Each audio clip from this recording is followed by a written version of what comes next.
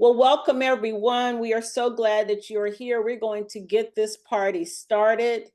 I played that song intentionally because all we do is think about our students. 24/7, 7 days a week, 900 whatever days in the year. That's all we do. When you are a true practitioner, that's what you do. You think about the people you love and the people you want to support and the people that you are looking to lift up. And so I was intentional about picking a song that I think really kind of captured what we do as Black practitioners every single day. My name is Dr. Helen Young. I am part of the Pipelines to Possibilities co-founding team. Today we are kicking off our Black Faculty Table Talk with some amazing individuals that we are super excited to have with us today. Specifically today, we're going to be talking about support programs that ensure Black students' success. So let me introduce you to this amazing panel. First up, we have Miss Anita Bailey.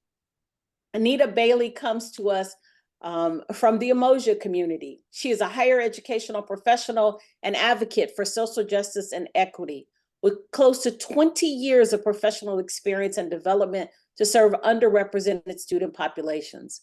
With a specific concentration rooted in African-centered practices that optimize the development of academic resources, learning and development in historical contexts that stem from African history and culture. Her contributions to the reimagining of higher ed have allowed her to develop training and learning modules, JEGNA-ships, village academic supports, intrusive counseling methods, and data practices that illuminate storytelling to disaggregate data. And if you have never heard this woman tell a story, you have missed out. She is an amazing storyteller. She holds a degree from, I'm trying to get my brain here, Mount San Antonio's College, where she is a proud graduate. She is also a graduate of the University of Louisville in Kentucky, and then Azusa Pacific, where she graduated with her graduate degree. Welcome, Anita Bailey. Our next panelist is Lydell Willis. He comes with over 25 years of experience, specifically working with students and families of color to remove educational barriers that exist in the educational system. His experience includes working with K-12 school districts, community colleges, nonprofits, and as a marriage and family therapist. Currently, he serves as the director of the Student Basic Needs and Success at Compton College. Lydell is passionate about helping Black students holistically complete their career and their educational goals and ushering in the next leaders of our community. Welcome, Lydell. Dr. Antonio Banks is a Watts, California native, baby, whoop, whoop, who brings over 14 years of experience in student affairs, services, and educational research at 2- and 4-year institutions and nonprofit organizations. His experience ranged from working as a research assistant, resident coordinator, program director, data analysis, regional, and statewide coordinators. He currently serves as the inaugural director of the Black and Males of Color Success Initiative at Compton College. During his undergrad career, he witnessed how a lack of navigational capital can disqualify even the most brilliant Black minds when it comes to higher education. Completed his studies in education, doctorate in educational leadership, has enhanced his skills as a leader in the ability to be a change agent in the field of study congruently as a practitioner, researcher, lecturer, and educational consultant.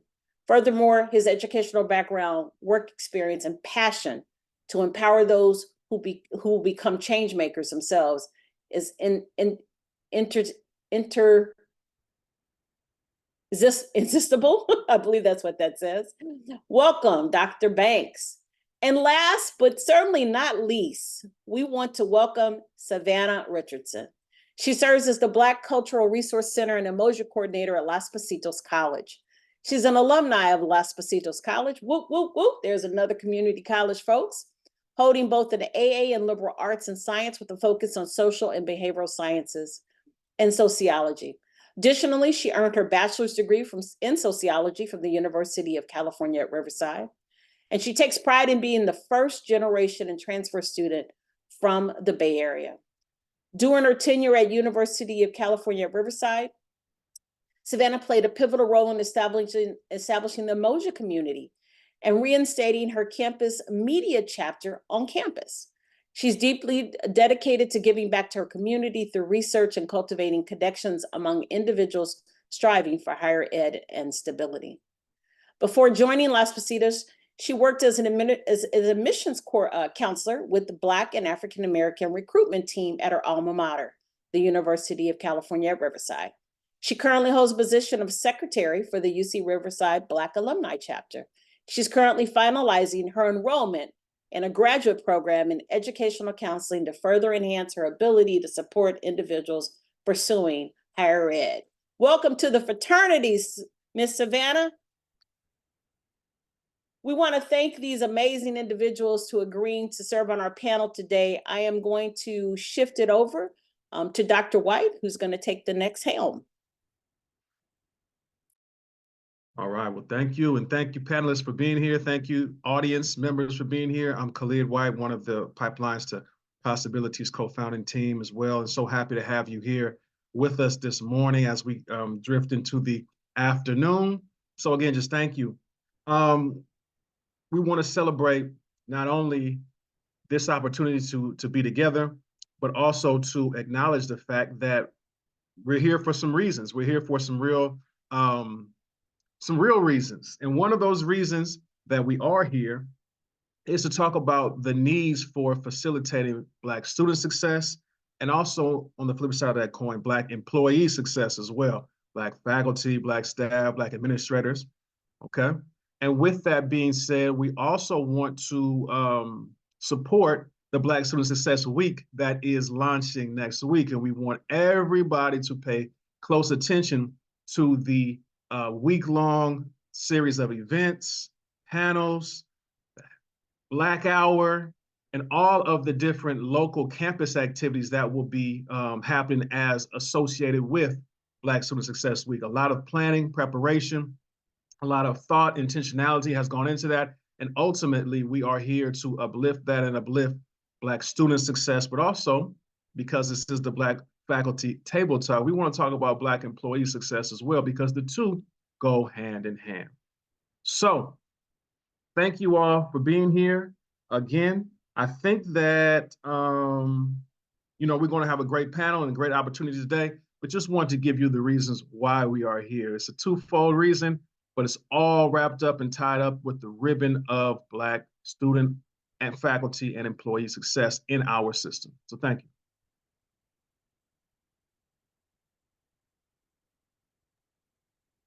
I'll jump in here next. My name is Sasha Knox, and I am the last 1/3 member of the P2P team. I'm actually going to get us started with our questions today. Just a gentle reminder and housekeeping for if you're joining us. If you would like to join into the conversation or have any specific questions, please put them in the question and answer function of this webinar today so that we can assist you. And we look forward to serving you alongside the questions that we prepare today.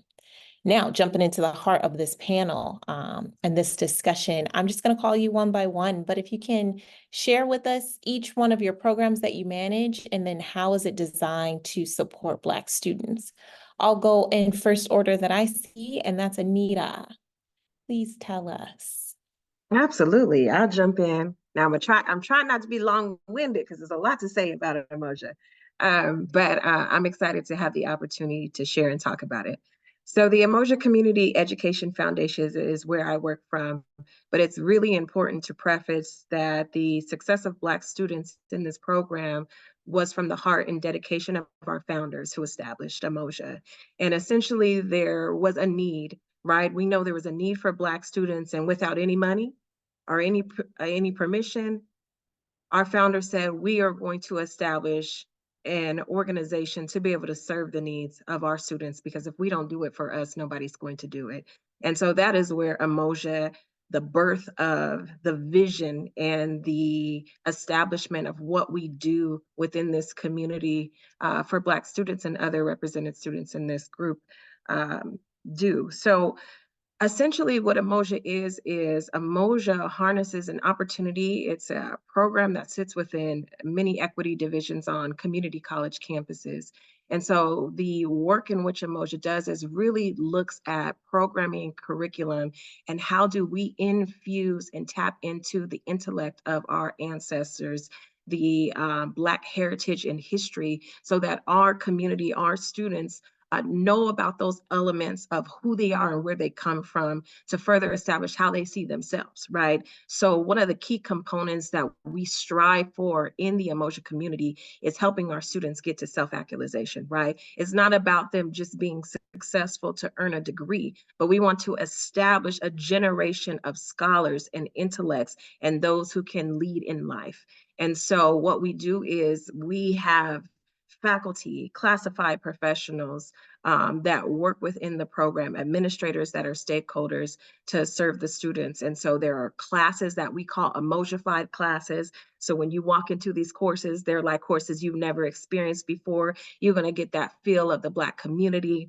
You're going to have that faculty member that feels more like kinship and family to you, because they are not just dedicated to you doing well in that course, but they are really concerned about what is happening in your life, right? And what those barriers can be and those challenges that can inhibit you from attaining your goals and your dreams. And so we infuse who we are and those elements to the students' learning process. And so our students are able to write about things in their assignments and their work that are relevant to this world, that are relevant to the Black community.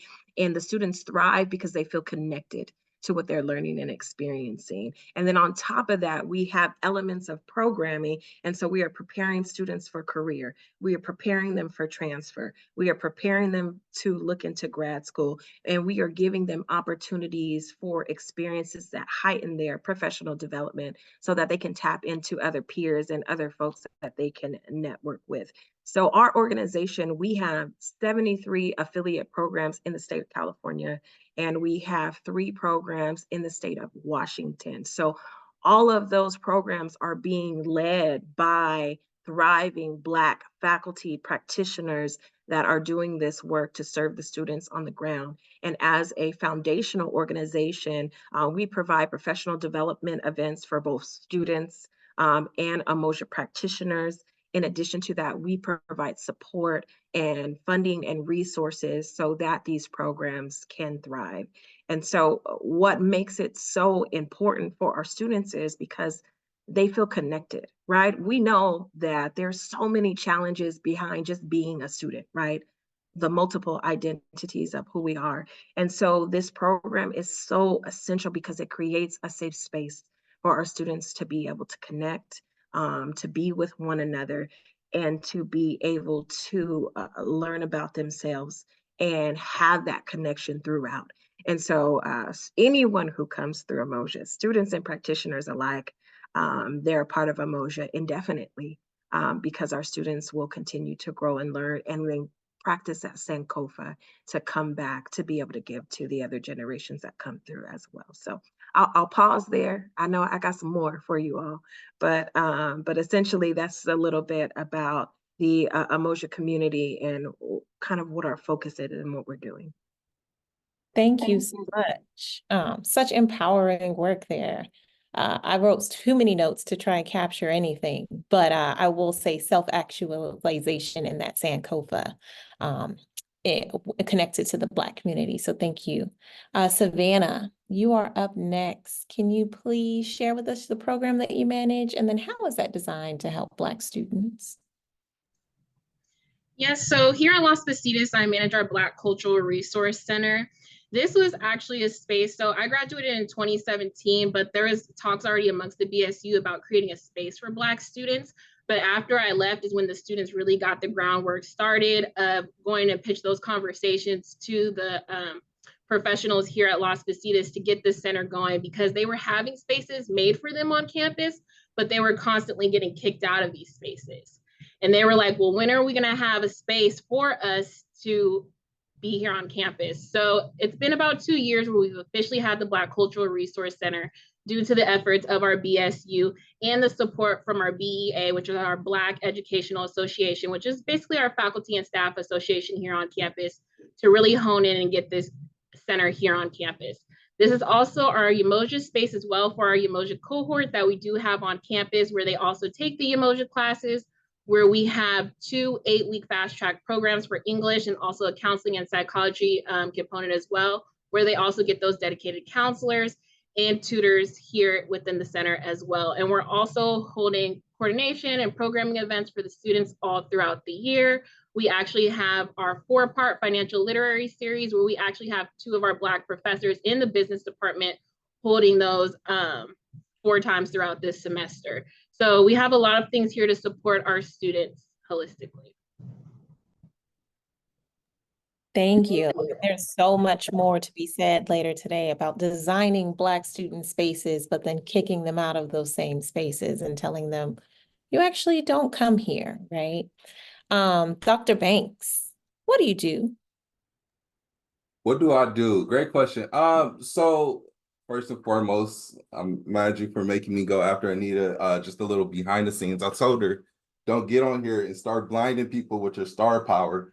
But essentially here at Compton, as Dr. Young shared in the bio, I'm the inaugural director of this program, but it's important to note that I am a product and just a proponent of a lot of different Black student success initiatives that take place across the state, including Umoja, including the men, and then different CSUs and UCs that I've worked at or with in the tenure of my career. But essentially here at Compton College, I started what's called the Black and Males of Color Success Initiative. And this was essentially something that was a brainchild of our president. His name is Dr. Keith Curry. And if you haven't met him or talked to him before, one of his notions is always being unapologetic, right? Unapologetic leadership. And so there were a couple of principles or tenets when I was in the thought process of creating this program that I had to be mindful of, right? How do we be unapologetic about serving Black students and serving men of color that can be completely disruptive to the status quo, but will be effective for the students who decide to engage with the initiative. Armed with that, it was really permission to call into question just the institutional practices that were taking place. Across the community college system, we have what's called the student equity and achievement plans, right? Where we look at specific metrics in terms of our student success and those levels of disproportionate impact, right? So we're looking at course completion, course success, term to term and year to year persistence and retention, and completion of successful math and English, college level math and English. And almost universally, if you look across the California community college system, you'll find that those 2 particular student demographics, being Black students and men of color, are usually some of the most disproportionately impacted. And that was no different here at Compton College.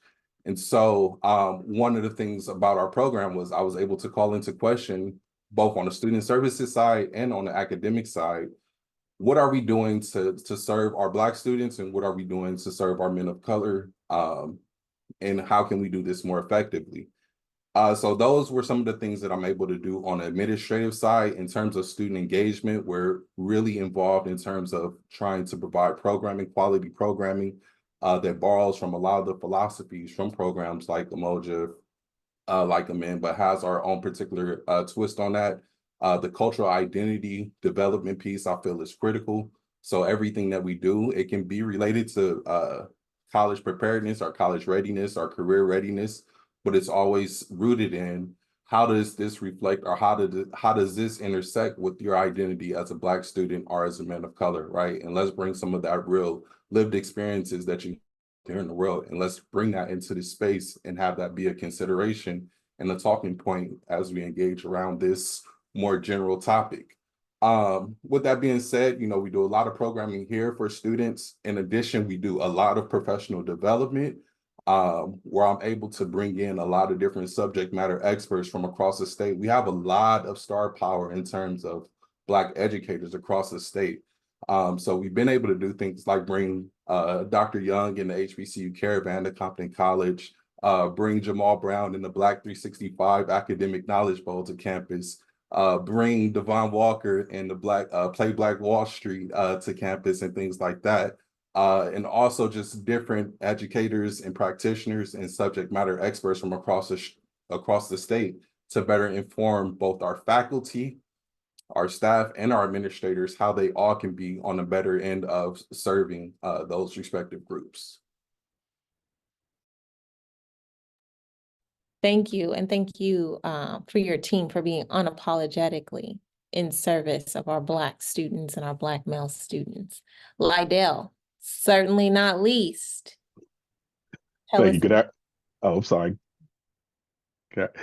Thank you, everybody. I'm Liddell Willis. I'm the Director of Student Basic Needs Success here at Compton College. And as everybody has seen with the funding that is coming around, the more basic needs centers and basic needs services are coming up in colleges. But however, we know the concept of basic needs is not new. So in my position, what we do is we go to support those students' needs, because as we know, as the research says, students can't learn if they don't feel safe, if they're hungry, if their housing's unstable, if they have to walk, can't get to school. So all those things that we were seeing from K through 12 education is now extended to community college. And as we all aware, as former college students, I'm pretty sure there's times where we needed things to help us get through college, addressing the digital divide, things of that nature. So here at Compton College, we partner campus-wide to work to bring basic needs to our students. Also in my program, I serve as the director for our Rising Scholars Program, which is our formerly incarcerated students program here at Compton College. So we know that we are overly represented in the prison populations. So for those of our brothers and sisters that come home, we make sure that we have a support program here to get them connected to people on campus that can help them and support them through their educational journey.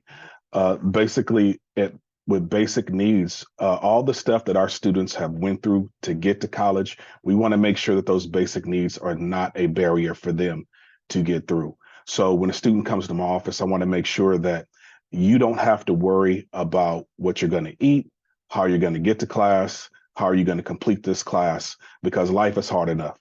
So we want to make sure that once you get to Compton College, that the basics are taken care of as best we can, so you can focus on completing those career and educational goals. And I'll end with that. Thank you. So, I have a lot of colleagues across the state, and I got a semi-tough question, but why do these programs matter, and why should they be for only Black students anyway? Can Umoja be for all, Anita? Dr. Banks, can you just have a male success network? Does it got to be a Black male success network? What do these programs that you do bring, and how are they, why should we really be funding them as a state? And anyone can answer. I can jump in if that's okay. So here at Compton College, I am in charge of, with our institutional effectiveness dean, as creating our SCA plan. So when we look at the data here at Compton College, our Black students are performing less than other students on campus. So that shows us that we need specific programming and specific um, whatever it may be to focus to target our Black students. The data is the data. I mean, so if when you're going to creating programs and you're creating your budgets, like we have a terrific leader, Dr. Keith Curry here says your budgets are your value statements. So your budgets needs to reflect what students you want to serve. And programs like our program here, Black Male Success Program, Umoja, things of that nature that are going on campuses, they're important to support these students because the success of Black students is important. I'm gonna jump in on that. Absolutely agree. The data is the factual evidence, but we know that there's more to that. And so Umoja specifically is very important because the institutions of higher education do not include the identities of Black students and Black people. And so what Umoja does is come in and force the institution to reevaluate their methodologies to serve Black students. And so the practices that are employed by practitioners do not work for everybody. And so what Umoja does is, as an organization, those who commit to say, I want Umoja community on my campus, you are saying that you are going to have trained faculty that understand the needs of students. You are saying that you are going to have an institution that provides specific resources for Black students. And so it's important because our students need spaces where they can be authentically themselves. They need spaces where they have someone who sees them, right? Sawubona, like when a counselor is in space with a student, it is not just about, oh, you're not passing your class. Oh, well, there's something else. And so that Umoja counselor is going to take the time to really dig in to that student's life to identify what is that challenge that is causing them to show up in the way that they do, because there's a reason for that. And Lydell, you were right on. A lot of it is those basic needs that our students are getting. And a lot of times when basic need resources are available, sometimes our students get left out of that, or there's caps or capacities for things. And so it's important that we identify specific resources for Black students so that they can thrive and move out. Because in order to change the data, we have to change the system. In order to change the system, we have to bring in a new pedagogy. And that pedagogy that we bring taps into the African diaspora so that our students truly know the capacity of who they are, which there is no capacity, right? Our students can thrive to be exceptional and do all the things that they need to do. And so I think those key components and looking at that is why resources must be invested in Black students. If not, we will keep seeing the same trends in data and we will never see the results that we need to see so that Black students can be successful. Beautiful. Yeah, I like to hop in here, Dr. Knox, if possible. So beautifully said, Anita and Liddell. I'm gonna take a bit of a different approach to this. You ever have that one friend that seems to know everybody and their mama, right? And they call you up and they say, hey, Aunt, we got this kickback going on this Friday, come through, it's gonna be love, right? I don't know about you, but one of the first questions I'm always gonna ask is, who are gonna be there, right? Because there has to be a sense of belonging, right? You have to be able to foster that sense of belonging so that students can see themselves thriving, right? And when we talk about belonging, what do we talk about, right? We talk about having that culturally responsive or culturally reflective pedagogy, as Anita talked about, right? We need to have that quality representation of Black folks in all the ranks, right? In the administrative and executive, in the faculty, in the classified ranks, so that our students can see themselves on that campus and see themselves as a part of that community, right? All these things, they might seem small, but they're nuances in communicating to the student early and often whether or not they belong on that campus. And so you have to be able, right, when higher education is as an entity, right, it's a very old ship, right? We're talking 300, 400 years here in America, right? It's going to take a long time to right that ship, right? And so overall, the system still communicates to our students either consciously or subconsciously, that you don't belong here. So you have to be able to invest those resources in the spaces, in the people, in the resources, and all those things for students to feel like, you know what, maybe I do belong here. Maybe they are talking my language. Maybe this can be a place for me, right? So early on, and then often throughout the duration of their experience at the college, you have to continue to reinforce that message of you belong here. And unfortunately, in some spaces, that does start in one spot, right? That might be the Umoja Center, that might be the Black Resource Center, that might be the Basic Needs Center, but ultimately it does need to come from somewhere, right? I think one of the things here in our campus that we've been able to do is have this place be a sense, or like kind of like a center of belonging, but also branching out to other people. So I work in tandem with Liddell in the Basic Needs and Student Equity often, with EOPS often, and I'm able to provide those warm handoffs. But oftentimes, this is one of the first places where Black students or men of color first connect to when they first come to campus. Oh, I heard y'all got a Black program. I'm gonna come over there. Okay, yeah, you got connected with me and my fam. Now let me take you over here to meet Mr. Liddell. Did you know that you can get a free laptop? Did you know that we have the farmers market where you can get $20 every week, to fulfill some of those basic needs? Oh, you couch surfing right now? Let's get you connected so we can get you some stable housing so that you can thrive and be the best student that you can possibly be. But ultimately, you have to invest in these resources, because overall, the institution of higher education is still sending that message that our students don't belong. I'll just quickly add to everybody's points because they all had really good points. But just to add that it's really important that our students feel seen and they feel heard, especially having this cultural resource center here. I just had a student come in the other day and say, well, I did want to ask, is it okay if I see a Black counselor? Of course it is. I'm glad you have a space where you feel comfortable enough to even ask me that. So we need these spaces where people can feel unapologetically themselves, and also be able to ask these questions and not feel like, okay, nobody's going to get back to me. Where am I going to go from here? Thank you. I already got pre-permission to go off script. And of course, if you know me, it's happening. There's often a lot of information and data that comes with a negative connotation when it comes to Black students. And we all know about the equity gaps. We all know how we are not faring well. We all know. Do those in this room with support programs like yours, I'm just giving you permission to kind of boast on your program. When students come to your programs, how do we see that data set change? We all talked about right now, they need the space of belonging. They need these spaces to go to be able to be connected to. Do you guys have data sets, information, even anecdotal off the top of your head to say, when students come to my program, this is what the success now looks like? Anyone? I can jump in and just give some qualitative information about our students and the program outcomes.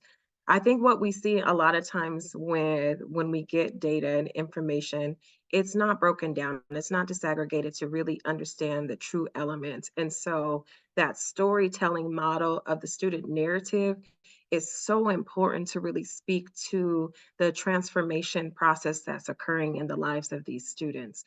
And I think something that is impactful, particularly with the Umoja students, is that we see Umoja students in the professional realm that work within higher education that are now giving back to students in Umoja programs.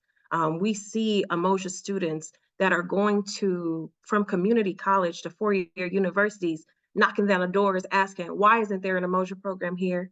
And educating folks on that campus about why they need Umoja. And I think that really speaks to the amount of growth, maturity, and leadership that happens through that period of time. Because you imagine, for most of our community college students, we are with them from anywhere from 2 to 4 years, depending on their major, depending on their life circumstances. And in that period of time, we are able to see those students transform for a significant amount of time. I know I've had students who have sat down with me and just in emotion, in tears, because Umoja has become their family.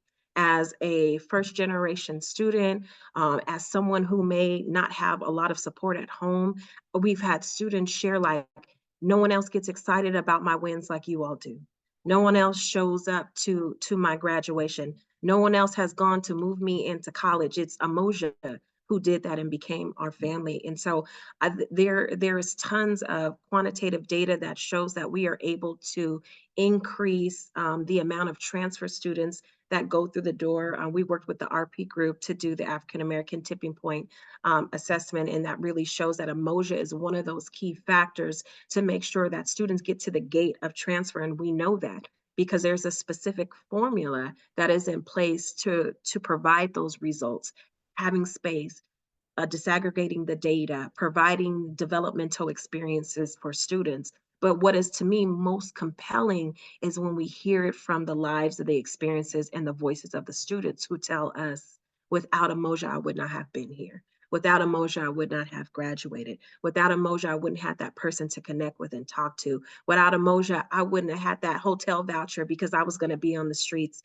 and didn't have any resources. You know, Umoja was a place where I could go, where I knew there was food, where I knew there was comfort, where I knew there was support, where I knew there was love. And so I think that speaks volumes to really show the impact that Umoja and other Black student programs bring to really emphasize the impact of the work that we're doing. I'll hop on here, and I'm assuming that the audience is either faculty or practitioners. And one of the things that I want to say is that if you aren't, you need to familiarize yourself and get very comfortable with data as soon as possible, right? Because it can be used as a weapon against you if you're not comfortable in understanding how to, like Nita was talking about, disaggregating that data, understanding and interpreting that data, considering other environmental factors and things like that that might play into both those quantitative and qualitative results you receive, but also keeping your own data, right? I think that's imperative because we know that our institutional effectiveness centers across the state, they're impacted, right? Because the entirety of the campus is looking for them to provide data for all types of dashboards, right? Information that you have to report for MIS or the data mart or whatever the case may be. So while it may be, it's beneficial to have that relationship and establish a relationship with institutional effectiveness, but you need to become crafty and mindful of creating your own in-house assessments and evaluations of everything that you're doing, right? Because at the end of the year, they're going to want to know what was that perceived impact by way of participating in your program. Why should we keep funding this program at the rate that we're funding it? Oh, we should invest more because we see that it's having an impact on the student's experience, right? And so for each of the programs that we have here in our center, we do have that very small but informal assessment that we have students do, right? We ask them if they feel more confident in themselves as students and as leaders. Do they feel more confident in pursuing their anticipated professional pathway? Do they feel that they've been more connected to a faculty, staff, or classified professional on campus by way of participating in this, right? Because we know anecdotally and through the research that the more relationships that you're able to build on campus, the more likely you are to be successful at the campus, right? And so if we ask those students those small questions, right, not this super long, in-depth type of assessment, right, but just these really quick points that we can, tie into the programming or tie into our sessions. If we're able to do that, we're able to demonstrate and document internally and report back to the institutional effectiveness. Yo, my program is moving the needle. You don't believe me? Look at the comparative group of students who are participating in my program versus the student demographic who could be but isn't participating. Look at the needle, look at the difference in between those, two groups. And so for everybody that's on the call, I would advise you, especially as funding, across the state fluctuates, right?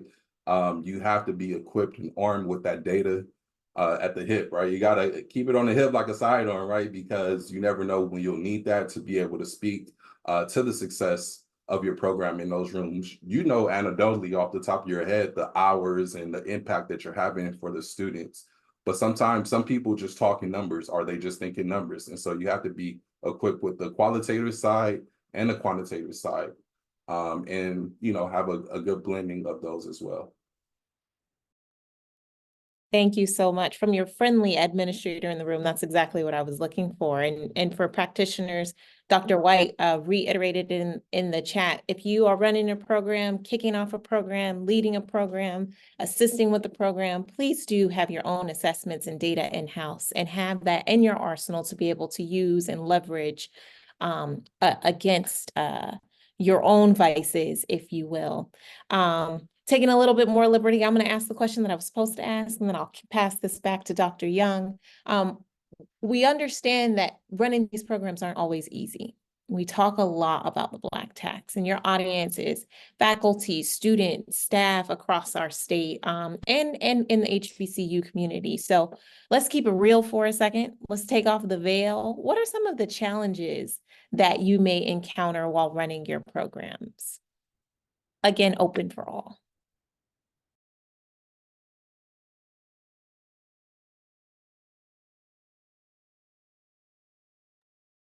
I can kick it off. As Dr. Banks said earlier, he said, education systems are slow to change. Well, your internal systems are slow to change as well. Sometimes we don't ask enough why, and sometimes this is why we've always done it this way, and we can see that's wrong and we need to change. And people internal sometimes are slow to change processes and procedures that may not be great for the college or what you're trying to do. And too many times I feel like we look for an answer for no instead of solutions for yes. How can we be creative about funding this? How can we work together to make this right? So those have been the biggest challenges I have faced, getting people that may have been at a college for 20, 30 years, get them on board to think about things differently and think about how you're using funds differently or think about running a program differently for today's students. And so that has been kind of the biggest challenge I have faced.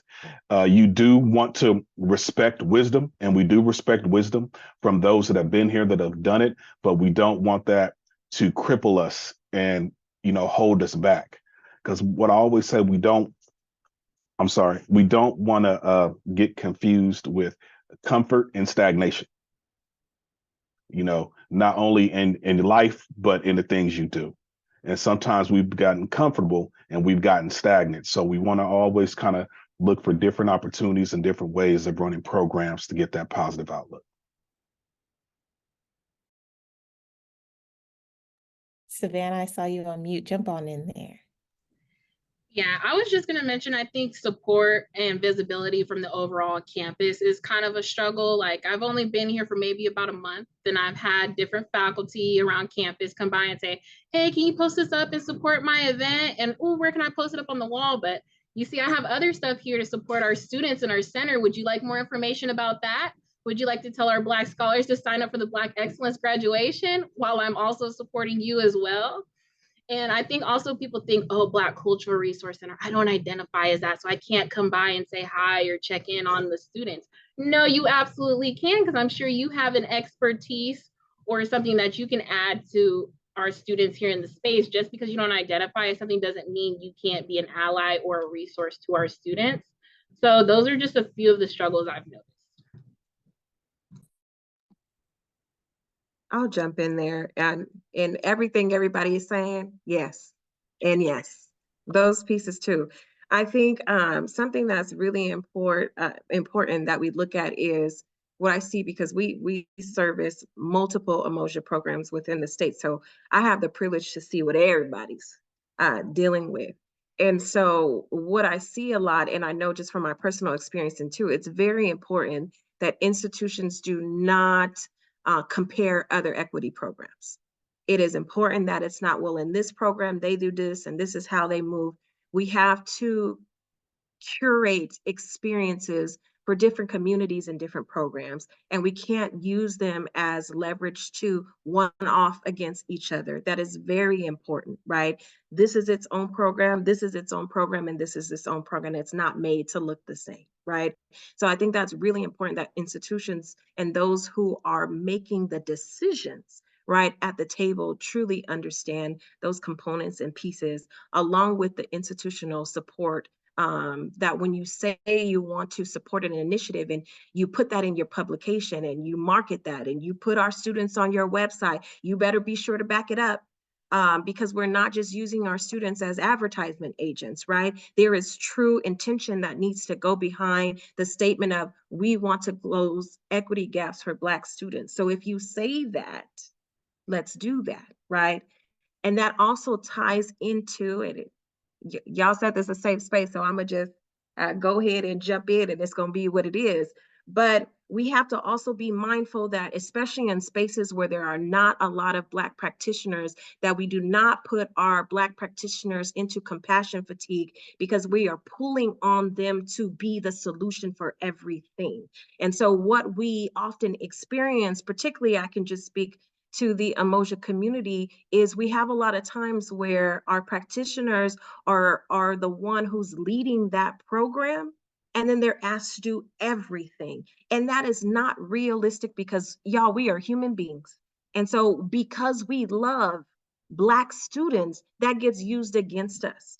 And that is not okay, because that is when we lose our Black practitioners, because they are burnt out from the work, and not because of the love of the students. It becomes so heavy and so much, and you go for so long that either you decide that you're going to sit down for a little bit, or your body decides that you're going to sit down for a little bit, because of our health and well-being. And so I think it's really important to understand what is the institution's process, and what is the institution's vision when it comes to having collectives of individuals supporting. And those can be allies, those can be stakeholders, but I think it's really important because our Black practitioners are pouring their heart into this work. It is beyond, it is not just a job for most of us. It is a calling and it is a purpose, and therefore we go above and beyond. So my 120% may look like your 70%. I'ma just put it out there. And so if I'm going 120 every day, what happens?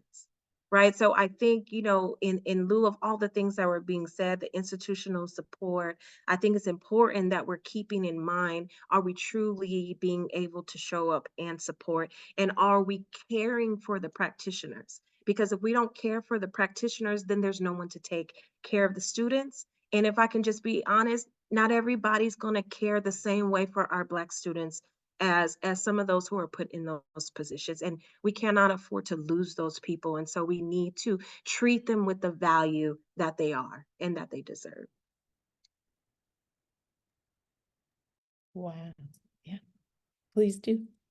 Oh yeah. So real quick, I really just wanted to elaborate on all the points made by my esteemed colleagues and make a quick plug for a scholar that's out there doing the work in our community. Dr. Jonathan Henderson just recently published his dissertation. You should check it out. It's called "I Love the Students, but I Hate the Pimping," right? And it really talks about, as we've kind of referenced shorthand today, that Black tax, right? Because of the love that we have for our students and our desire to see them succeed and thrive within higher education and beyond, we put our all into it, and sometimes at the detriment of ourselves, right? Sometimes at the detriment of our families, right? Sometimes just at the detriment of everything that isn't related to work, right? And so I think that institutions have to do a better job of taking care of those practitioners, but also not expecting these practitioners to be a Swiss Army knife, right? In some places, I've had the opportunity, like Miss Anita, to see how it's running across the state of different places, right? In some places, you're expected to be the counselor, the programmer, the admin, the adjudicator, represent at the academic senate, the classified senate, represent at the board. And it's just not possible to carry that load and being one or two people, right? Like that's not possible. So you have to rely on a web and support network. And this has to be something that is governed from the top down, because if it's not governed from your president, right? If your president and your executive leadership isn't championing this, people have their own priorities and their own things, right? And people, especially if it's not a group that they're especially passionate about, right? They will be able to prioritize and set those boundaries that we sometimes have difficulty doing, being in those seats, right? And so if you're at a place where you feel like your executive leadership isn't championing this, you need to call into question how are we going to make this a priority, or how are we going to adjust my workload while my students are still being taken care of? Because I'm seeing it day in and day out. We're losing excellent, amazing practitioners because they've peeped, right? They've seen what's going on. They're like, oh, I love the students, but I gotta gracefully bow out because I can't sacrifice myself or my family anymore for this. And so this is a real, state of emergency that we're in terms of Black practitioners and Black faculty across the state that will ultimately have a detrimental impact on Black student success if we don't start to pay some more credence and some more attention to the issue. Absolutely. Thank you for that plug. Stay tuned. You'll see Dr. Henderson on a stage near you, hopefully, here in our Black Faculty Table Talk space. And I really do just underscore that work. And for the practitioners out there, I want to speak to, if you have stepped back, and Dr. White delivered a session last week for our PD participants that talks about that guilt, that talked about needing to step back, that talking about what that looks like. And I just encourage you to find safe spaces that encourage yourself and ample up that self-care, and understand that there's an army out here that's got your back, and you do not have to be the answer for all. But with that, I relinquish the next set of questions to Dr. Young and try to zip it back here, but wish me luck on that. I might unmute and pop back in here. No problem, Dr. Knox. This is what we said earlier. We're gonna go with the energy. We're gonna go where God takes us. We're gonna go where we think the folks need to hear. So not a problem at all. You guys have done such an amazing job. Let me just reiterate what I've heard in the last 30 minutes. Belonging is important. I've heard cultural identity and what you receive or you don't receive on these campuses for our students, right? I've heard pedagogy and methodologies, Anita, need to be addressed on our campuses. I've heard data. Keep your data, right? This has been a piece that we've all struggled with, but I think we're finally kind of understanding how the game is being played, and data is a part of the game. I've heard challenges. We've talked a little bit about challenges. Slow to change. Lydell said, sometimes you just got to hold on and hope that people begin to see that it don't have to keep doing it the same old way that you've been doing. Because when you ask them why they did it that way, they don't even have an answer. They just said, well, because we always have. Yeah, right. Okay, we need to fix that. So I've heard some amazing things. I'm going to throw another question out to you and jump in as you'd like.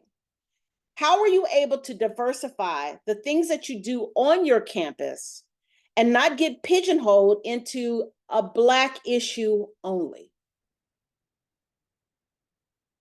And Anita, that may be a little bit different as kind of the umbrella, and how do you maybe communicate that to your campuses specifically? But how do you manage some of that?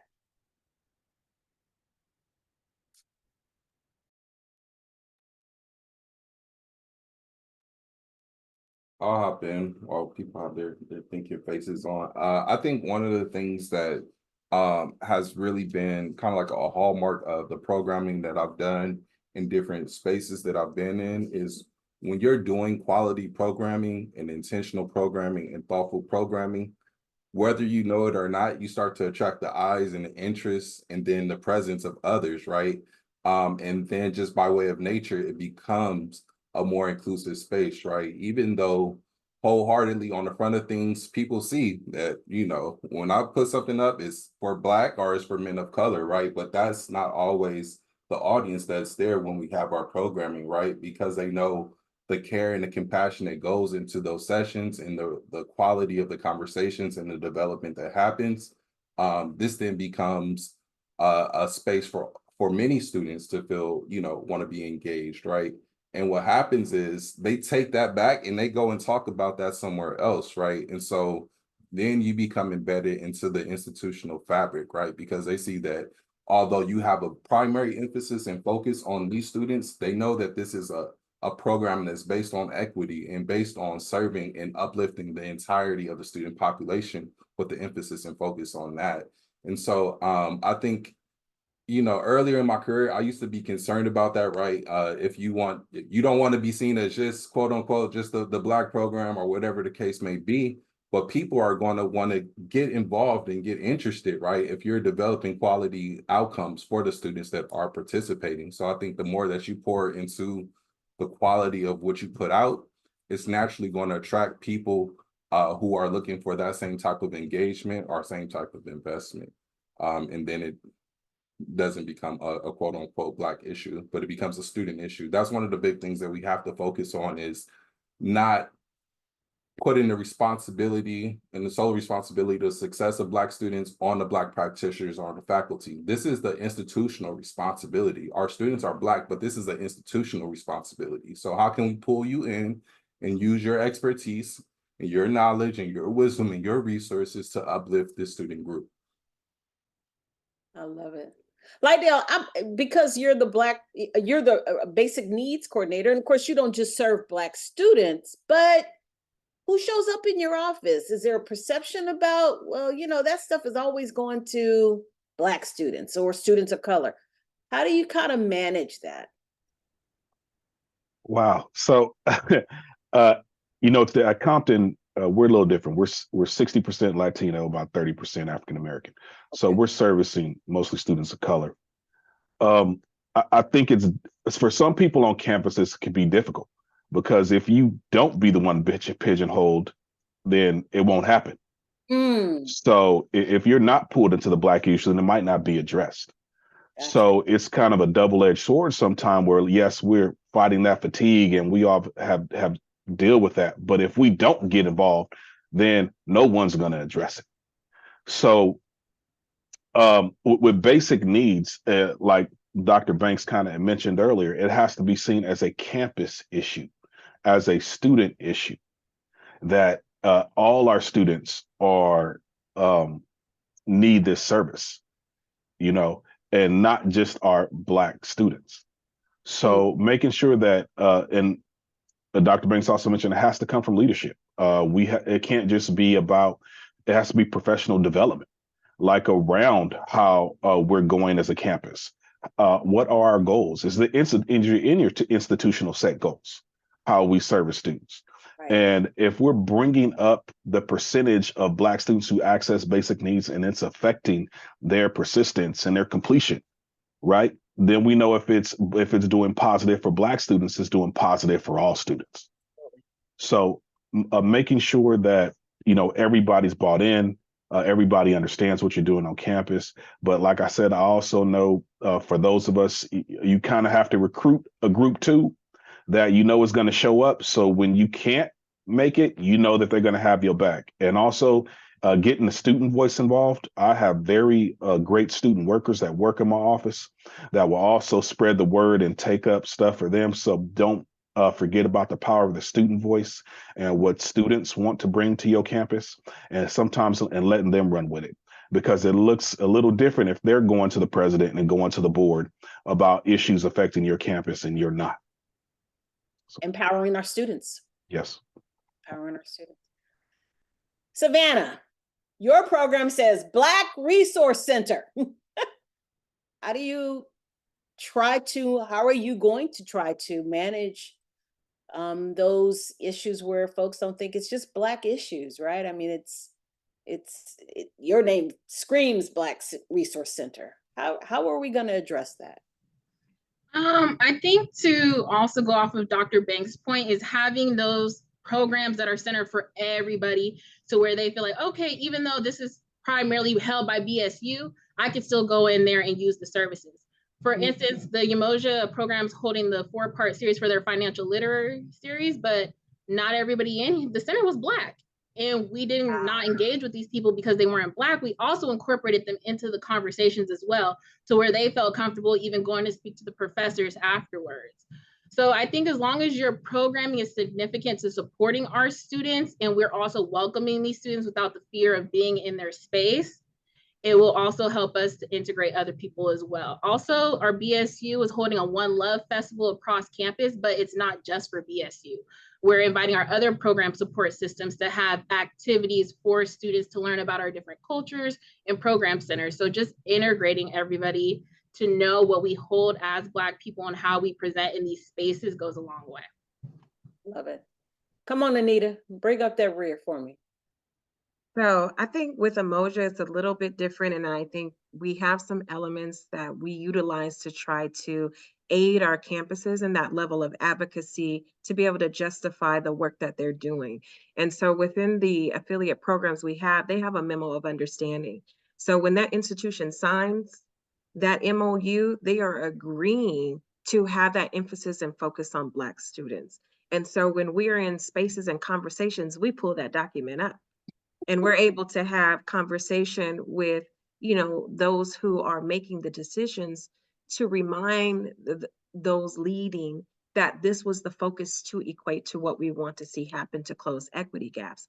And so let's have a discussion on what may be the barriers so that we can work collectively to have resolution.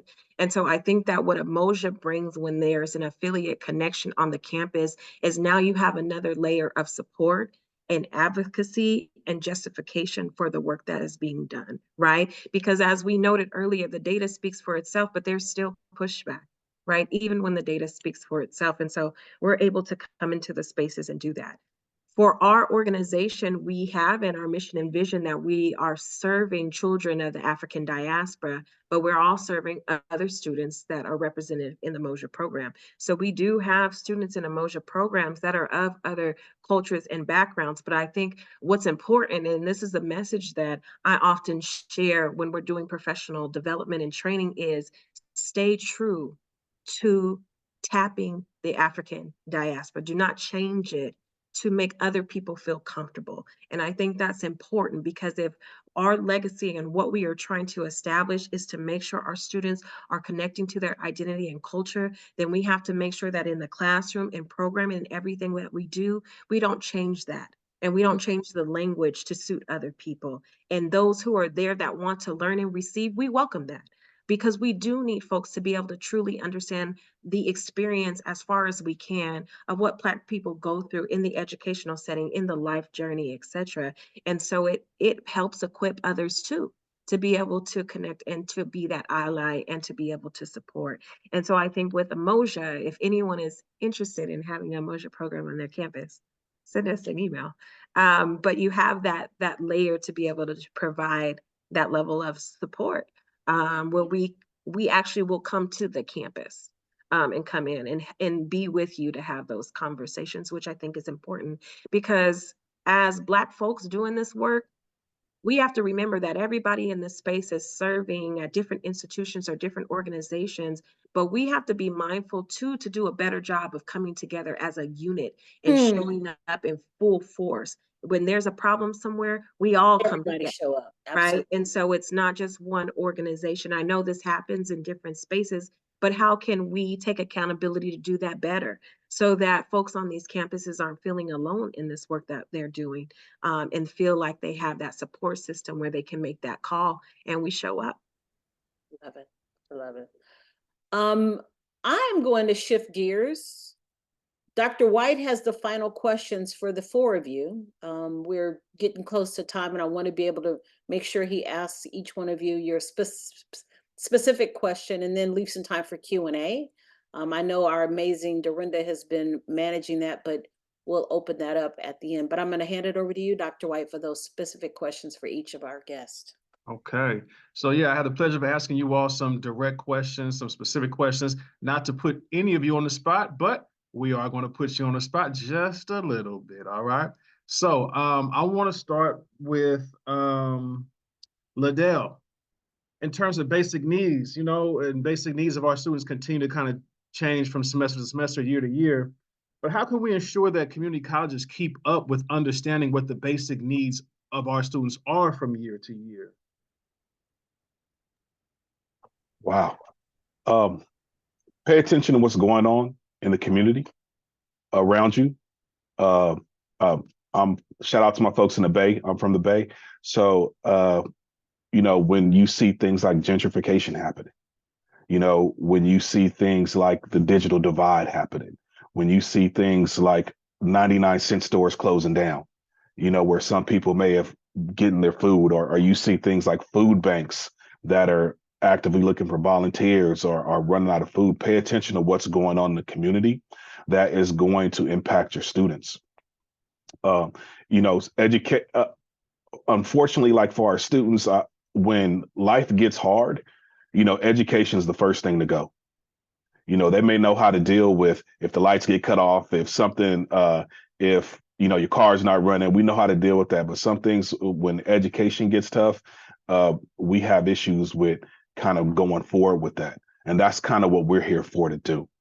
So whatever we can do to make sure that the educational needs of the students in your community are met, do that. Make sure you partner with other programs like Umoja, EOPS, to work with your students. If they're giving something out already, how can you combine resources to support more students? Because basic needs is for all students. We want all our students to have access to things. If you're having a lunch program, where can we get creative with your funding? You might have some capital outlay you can use for technology. You still have some American Rescue dollars you haven't spent yet from COVID. So look at those funds, look at the data. I want to go back a little bit. I just want to mention this, that we found it in our short data that students that access food on campus persisted better at Compton College and completed better than other students. So that means that they were on campus, they were connected to other resources, and they were able to take advantage of those resources. So look at your data, pay attention to what's going on in your community, use your funding wisely because basic needs is funded. And I want to also plug, because I forgot about this, pay attention to the mental health aspect as well, which is very important to many of our students. Make sure you have funds set aside to address that. And there's many ways you could do that on campus. Thank you. Very well said, Ladell. Thank you for kicking us off with the specific questions. I have another specific question for our newest panelist employee of the system, Savannah. Savannah, what are some practical ways to support specifically Black female success, Black female student success in the California community colleges? That's a great question. So I know you guys hear a lot of the time, that is such a strong Black woman, but quite rarely are we hearing the term work-life balance. And so these are things that our scholars here in the community college as women are hearing, but not also hearing enough of. So it's like, where do we bridge the gap on that? So I would say we can actually practically support our students through, like he said, mental health, which is huge. I don't know if you guys have heard of a psychosomatic illness, but that's kind of where we're internalizing all of these things like anxiety and depression. But as Black women, we are not able to showcase that because we don't want to be a burden. And so how are we addressing these things so our students are in a better space within themselves to focus on what they're here for, which is their academics? So if we're supporting them more by having more sisterhood affinity groups for our students to kind of just lay everything out there on the table and find other people that they can connect with and say, oh, you're a mother too, or you're also a first generation student too, like, can you come with me to combat these certain things, are huge. Also having child care for our mothers as well, because there's that stigma around women being single mothers, which is fine, but how are we supporting them to get to the next step so that they can also support their next generation that they're raising as well? And also with mentorship and internship is huge, because while we are telling them that it is an advantage to be Black and to be a woman, we know when they go into these classrooms and for these jobs that it's seen as a disadvantage. And how are they going to prove themselves when we know they're going to show up and show out regardless? So if those steps that we can take for our community college students as women, I think we could go far with them. All right. Thank you. Very well said as well. And again, welcome to our system. You know, we know that you represent for strong Black women. However, as was mentioned, that's not always a plus, I guess, for having to always be strong, right? Or having to always appear that you're strong. Hopefully, I encapsulated what you were trying to say with that. I'm hoping that I did. Yes, you did. And thank you so much. And I just want to say, Anita Bailey is one of those pillars in Umoja that I'm happy to be a product of. Even though I didn't get to experience it in the community college system, I got to experience it from the UC perspective. And before Devon Walker was a regional coordinator, he was actually my boss in Black and African American recruitment. And he got me involved into this learning community that has shaped me today. And it's always been my dream to be a Umoja coordinator. And so the fact that I am today is huge. And that's why I know that I have this team of all of you on this panel and in the Umoja community that I can lean on not to experience that fatigue.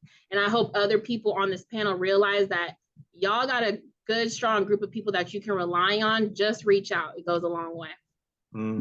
Thank you. Very well said. The circle keeps on, spinning and one hand washes the other. So I'm glad that you're able to make that connection, have that connection through Umoja and through the California Community College system. Excellent. So, and thank you again for your answers and your replies. On the flip side of that coin, I will pose the same question to Dr. Antonio.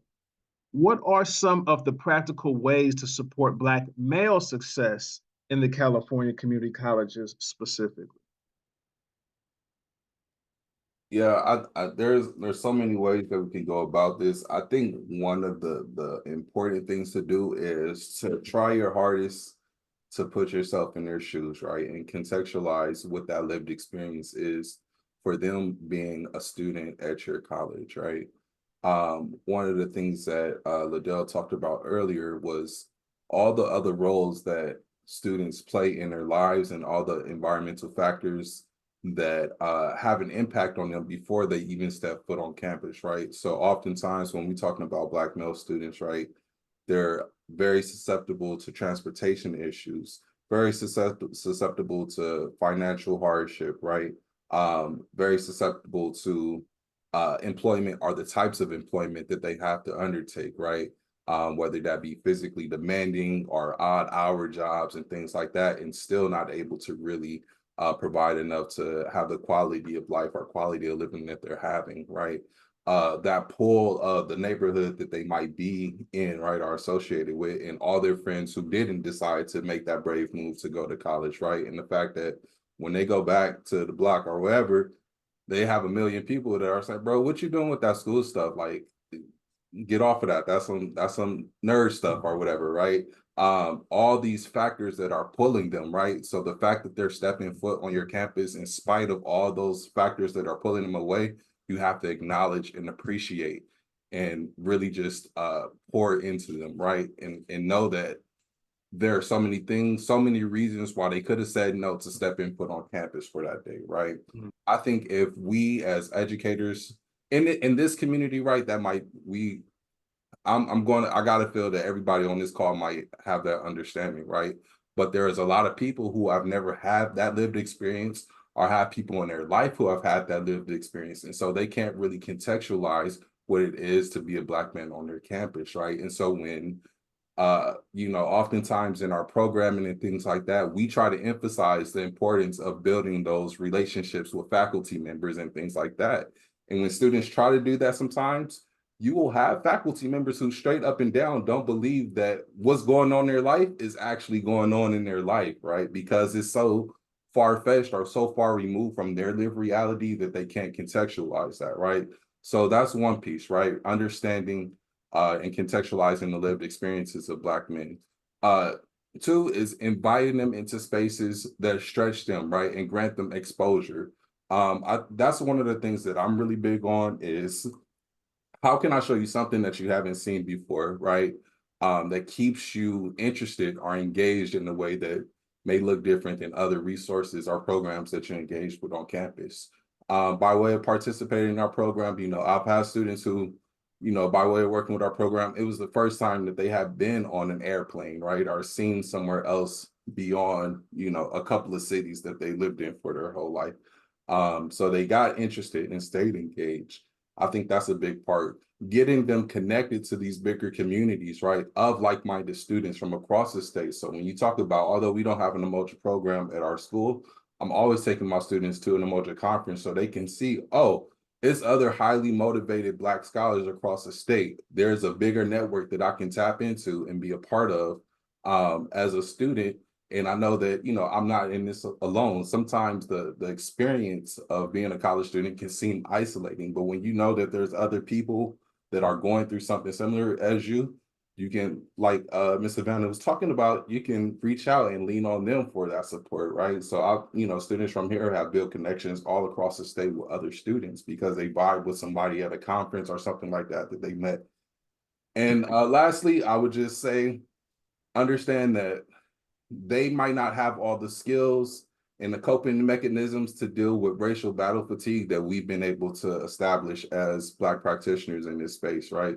And that's something that I think a lot of us still don't realize how much of that we battle, right? That racial battle fatigue. But our students, especially, may be experiencing that and not even know that they're susceptible to that, right? So that might show up in different ways, right? It might be disengagement, it might be depression, it might be lashing out or whatever the case may be, but they've oftentimes experienced 1,000 daily cuts before they set foot in your class for the day, right? And so when you're able to really contextualize their lived experience, but still push forward and grant them exposure and put them in positions to win or at least fail forward, right? Have them experience something new.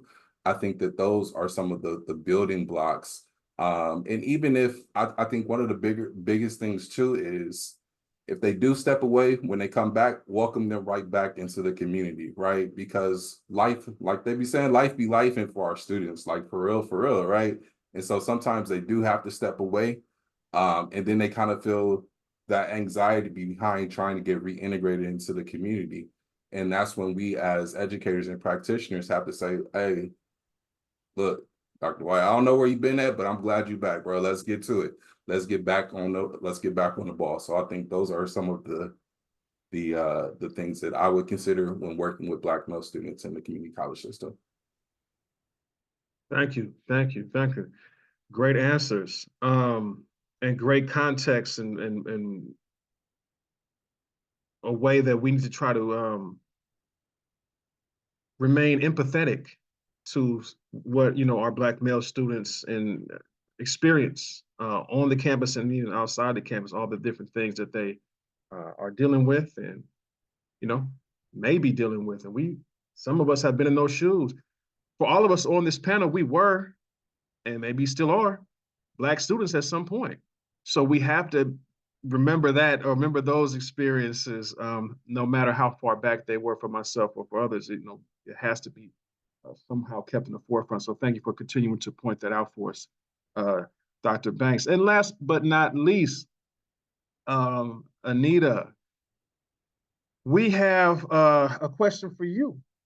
Okay, it's kind of a visionary-esque question, but given your role and your roles across, you know, several of our college landscapes and different systems, as it stands right now, what would you envision for the Umoja community over the next 10 years? If we could fast forward in our virtual reality machines to 2034, what might we see or what would you envision for the Umoja community? Okay, let me see how I can put this in a few minutes to wrap up my time. What I will want to preface before I go into what that looks like, when you have something that you know is life transforming, you have to preserve it. I think that is so important. And so 10 years from now, what does Umoja look like? Umoja looks like sending students to Africa. Right now, we have a international fellowship study abroad partnership where we are helping students to get over to our homeland and to be able to do that and earn academic credit at the same time. And so we want to increase the opportunities for our students. Some of us, you know, we have family members at various ages of their life never been to Africa, right? And so how do we create those experiences so that our students can touch into our homeland and have that life-changing experience, and what does that look like? And so that increase needs to happen. I think that when you know the power of Umoja, it needs to continue to spread throughout the nation.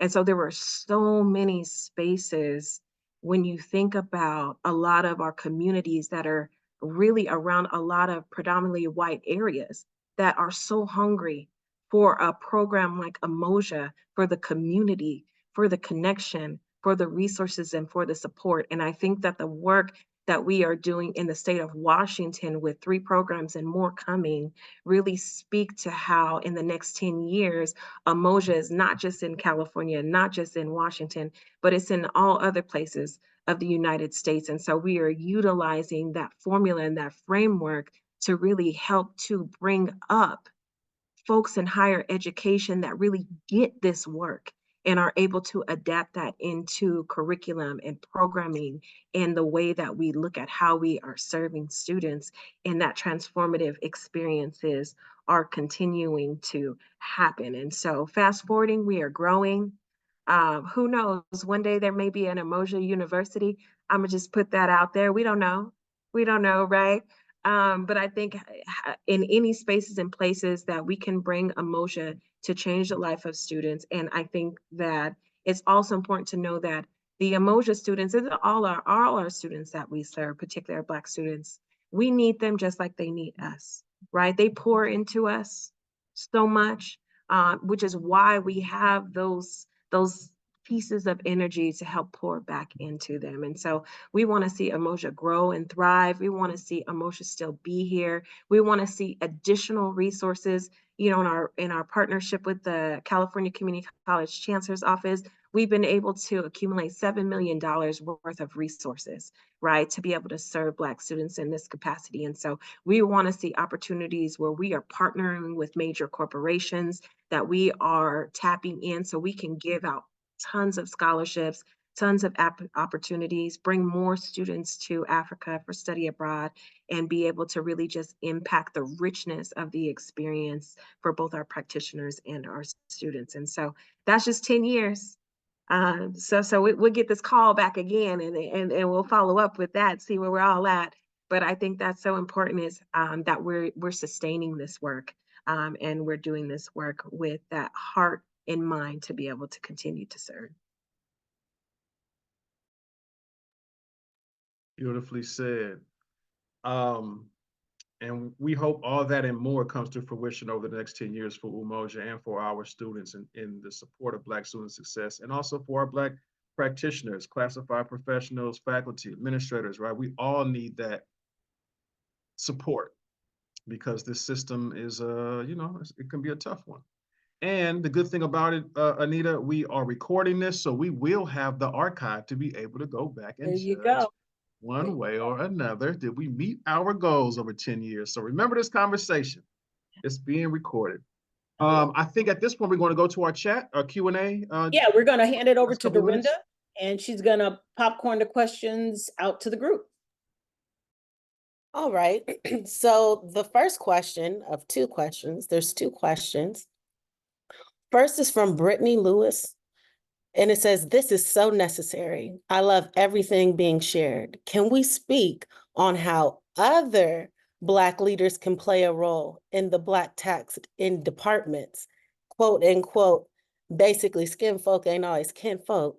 So if anyone would like to speak on that.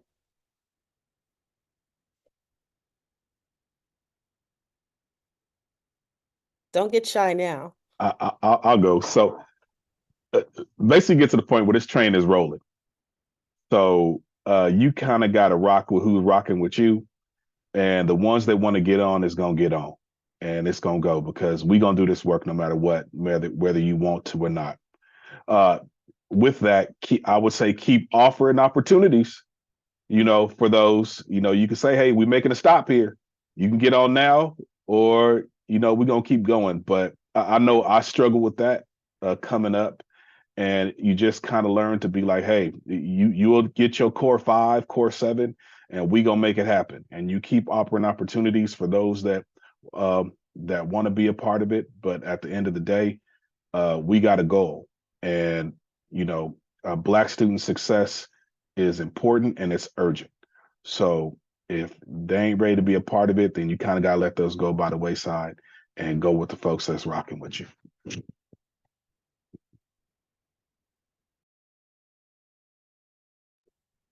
Sasha Knox likes to say, what side of history do you want to be placed on? I'm just saying. I think in addition to what Liddell was saying, I'm in agreement with everything that he said. I think one of the things when I do advocacy trainings across the state, one of the things that I try to preach, and this is usually for folks that don't look like the folks on this call, but I let them know that, you know, there's all different levels of advocacy, right? Can play a role in advocacy on behalf of these students in multiple, you know, different ways, not necessarily just always on the front lines, but there are different ways, right? I think one of the toughest things, but one of the things that I've practiced later here in my professional career is not passing judgment or thinking differently of those folks, right, who don't get on that Black student success train. One, because you can't assume that their fight is your fight, right, or the student's fight. And then, you know, secondly, you don't know what's happening in people's lives in the background, right? And this is not easy work. Like we've all kind of echoed on this call, it's not easy work. And if you have significant things happening in the background of your life, sometimes you don't have the space and capacity to show up like you want to, right? But I think it's imperative, like Liddell said, to continue to offer those stops to hop on the train, right? In a way that's non-judgmental, but also, you know, if they not, you know how to deal with those people, right? Like, oh yeah, that's so and so over there. Yeah, they don't talk bad on them or anything like that. But you just know that, you know, everybody is not gonna be on that train, and it's not okay, but it's okay. We got to make it okay.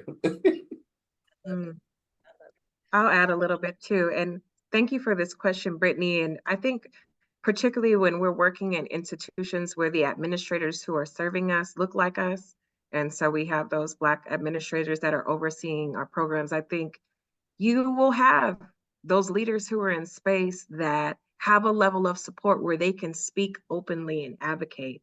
You may have some leaders who are in spaces who are new to that position and they're trying to walk a very fine line so they don't lose that position, because there are a lot of politics to deal with when you are serving. This is not to justify how people move, but I think it's important to have a realization of what that looks like for some folks that may be in those specific roles and they're the only one on that campus. And so they're trying to identify, what can I do to be able to provide a level of support to these programs, but also be able to main my work here until I can create that capital where I can say a little bit more and do a little bit more. And so, you know, that's a tough one, because, you know, there's a lot of times we've seen, I think all of us have seen administrators leave because they've spoken up and spoken out.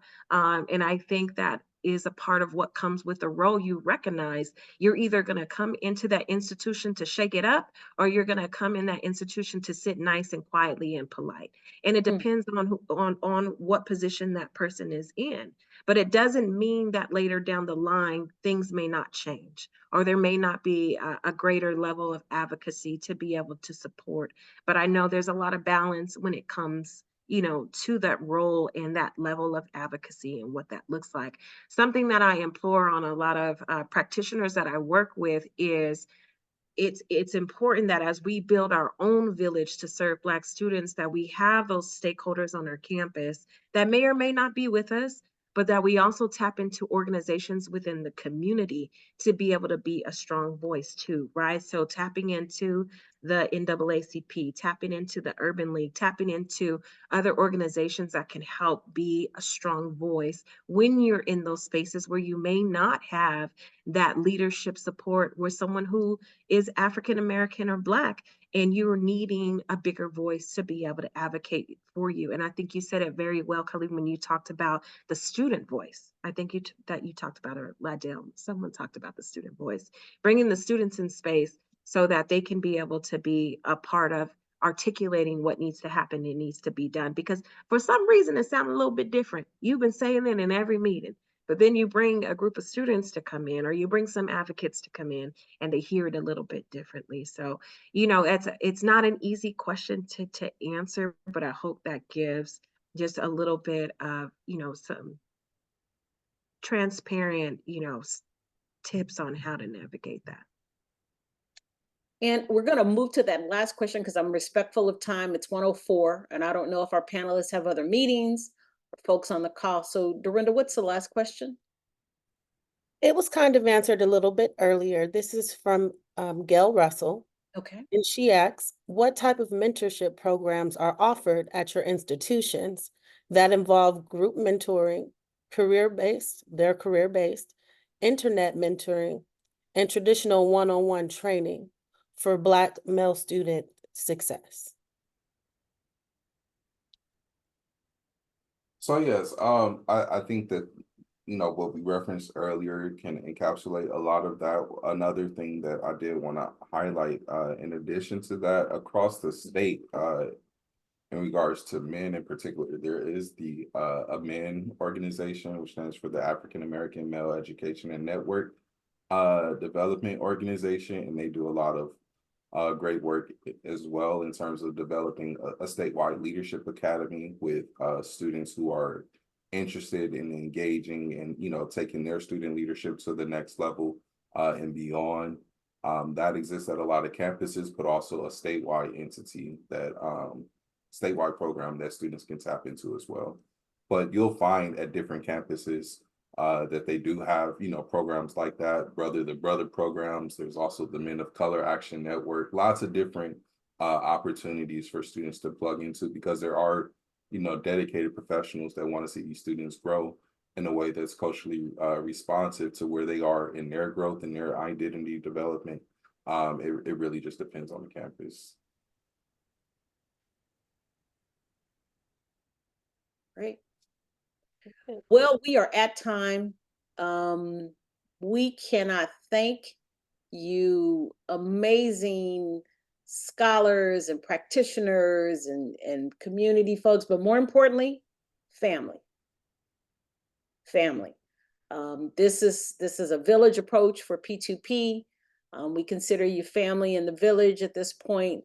We cannot thank you enough. We appreciate your voice. We appreciate your honesty, your transparency, your contributions to this conversation today. And we hope that the folks listening in on this webinar grew a little bit, heard something new, was impacted by something somebody said. And even if, like Anita, you said, even if it's not a major change, maybe they'll make a small change. Just tweak something, right? We finally want to endorse and remind you, next week is Black Student Success Week. I am going to, as we speak, put the link in the chat where you can go in and you can go to our own website, because I'm a part of the Black Student Success Week committee, myself, Antonio. We serve on that committee without hesitation because we are dedicated to Black student success. But please, it goes on all week long. There's all kind of activities. As Dr. White said, there's opportunity to do the 12 to 1 hour. There's opportunity to do after hour. There's a student hour. So we have got lots and lots of things for you to do next week. So please make sure you attend, take part in at least one of those activities. Antonio? Yep, just an additional plug to that. I think one that we could really use some involvement and engagement around is the Advocacy Day. Yes. Day. As we know, advocacy and policy drives how and where the resources go on behalf of our students. And also, if you tune in Thursday, April 25th, I believe there's a panelist that's going to bring some heat by the name of Dr. White. I'm just saying, I heard that he's a great speaker. So I would check in on Thursday. I love it. I love it. Fantastic. All right, everyone. Thank you again. Have a wonderful rest of your day, productive week, and then we hope to see you next week during Black Student Success Week. Good night, everybody.